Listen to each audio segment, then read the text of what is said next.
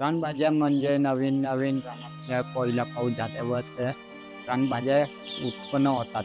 Automatic बिना खताने काही नॅचरली येतात.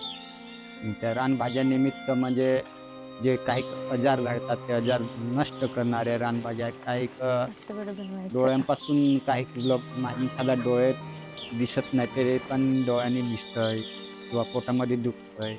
त्या रानभाज्या काही काय आहेत.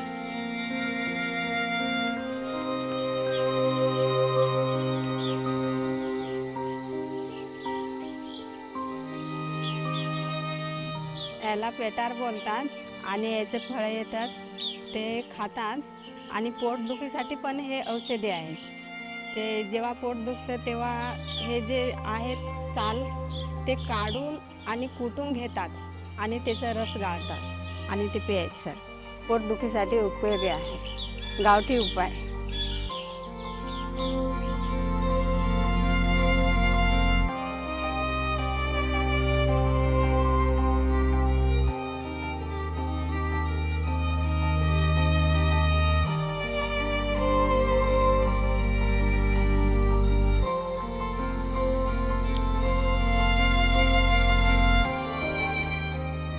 जंगलामध्ये गेला तर आपल्याला जवळ-जवळ 60-70 भाज्यात आपण आरामशीर ओळखू शकतो. एखादी लहानपणी अशी सुरुवात म्हणजे काय आहे, आमचे कुलदेवता त्रिवार म्हणजे देव ते कार्यक्रम करतात. तिथं ते नवीन-नवीन मोडक्या भाज्या तर तिथं ते प्रसन्न करतात. सर्वांच्या जास्त नैवेद्य बनवतात. जेव्हा पुढे नैवेद्य होतं तसं नैवेद्य ठेवूनच ते भाज्यांना खायला सुरुवात करतात. आता कुरडू म्हटलं मग आता आपले बैलपोळा येईल. तिथून ते कुरडू खायला चालू होईल.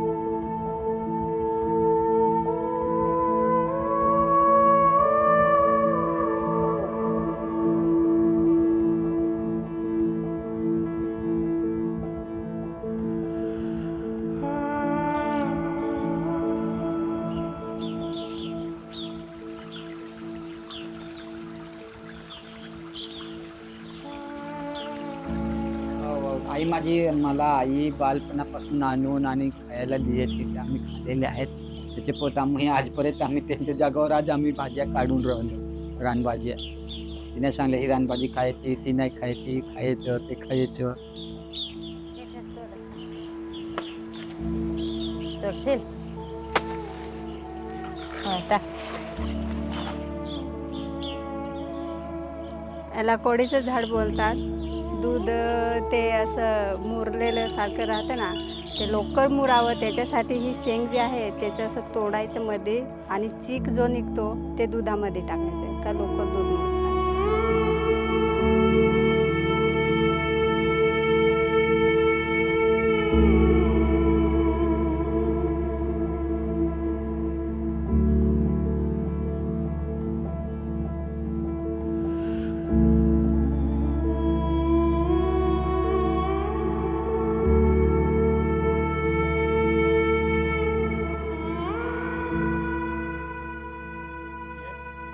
काही थोडक्यात माहीत आहेत. पुरीची पुरी माहिती नाही अजूनपर्यंत आहे. पण आता मी काय असं करत चाललोय, तिथून त्यांना पण थोडं-थोडं माहीत पडत चाललंय.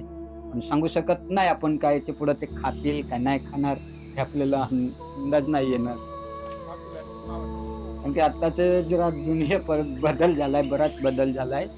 आता लोकल भाज्याला चिकन आलं, हे आलं, ते आलं. मग त्यात जास्त मागावर खाऊ शकतात ते.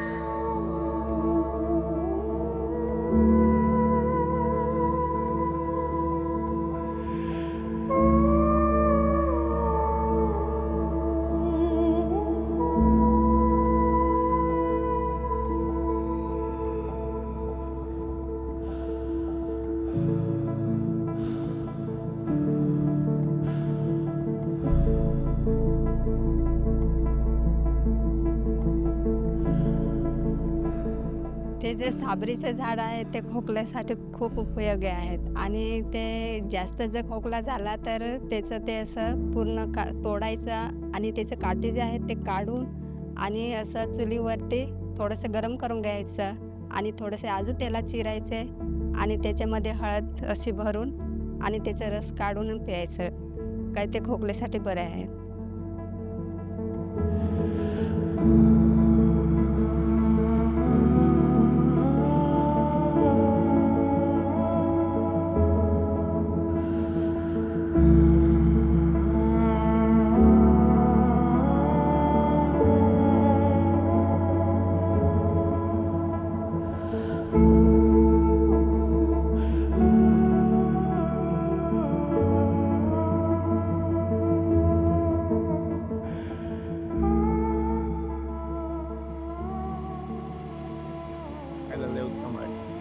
नुसत्या रानभाजीतल्या तशा शेंगा खाण्यासाठी आपले खडशिंगा आहे, ती फारच वनस्पती मानली जातात. त्याची साल पण खाऊ शकतात माणसं. औषधी मागून ती साल वापरली जाते आणि शेंगा आहे भाजी, लोणचं असं किंवा नमकच्या पाण्यात ठेवून ते असं खाऊ शकतो त्याची शेंग.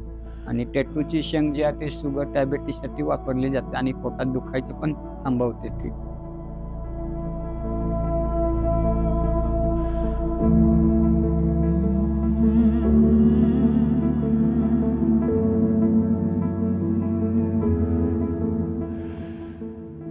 याला सापूड बोलतात.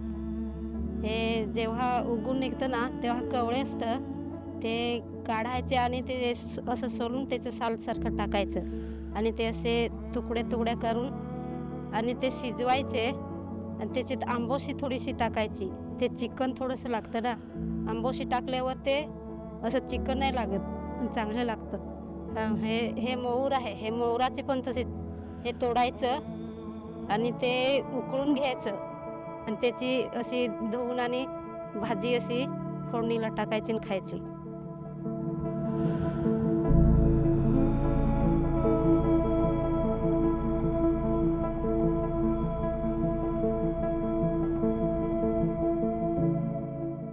कारण की आत्ताचे जरा दुनिया परत बदल झालाय, बराच बदल झालाय.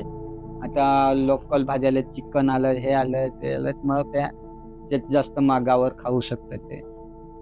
ते असंच होतं काय ते खाल्ल्यावर ते कडू लागतंय, त्याच्यामुळे ते खाऊ शकत नाही. आणि काही भाजी खाल्ल्यावर चिकन लागतात, त्यांना ते पद्धत आवडत नाही. अशा काही भाज्या चिकन पदार्थ आहेत, सुक्या आहेत, काही भाज्या कडूस आहेत, काही बठ्ठरपणा जास्त येतात, काही खाजरणाऱ्या वस्तू आहेत. त्याच्यामुळे त्या पोरांना आता आवडून राहिलेत नाही.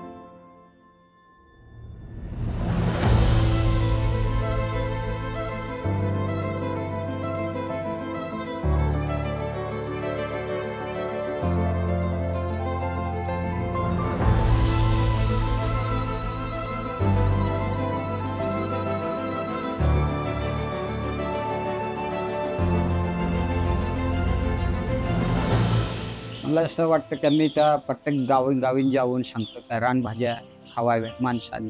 कारण की आत्ता किंवा लकवेचे प्रकार वाढून राहिले, शुगर वाढलाय, डायबिटीस वाढलाय. त्याच्यामुळं ते भाज्या खात राहिल्या तर त्याच्याने तुमचे आजार कमी होत जाईल असं मी तर संदेश देऊन राहिले गावोगावी जाऊन. मी आमच्या गावात पण सांगतो 4-5 खावा. तिथून मग आमच्या गाववाले जवळजवळ 10-12 माणसं खायला चालू केलं. त्यांना ऑटोमॅटिक माहिती पडलं आणि ते खायला पण त्यांनी चालू केलं. खरंच त्याच्याने थोडा जो आजार आहे तो कमी होत चाललेला आहे. धन्यवाद. थँक्यू.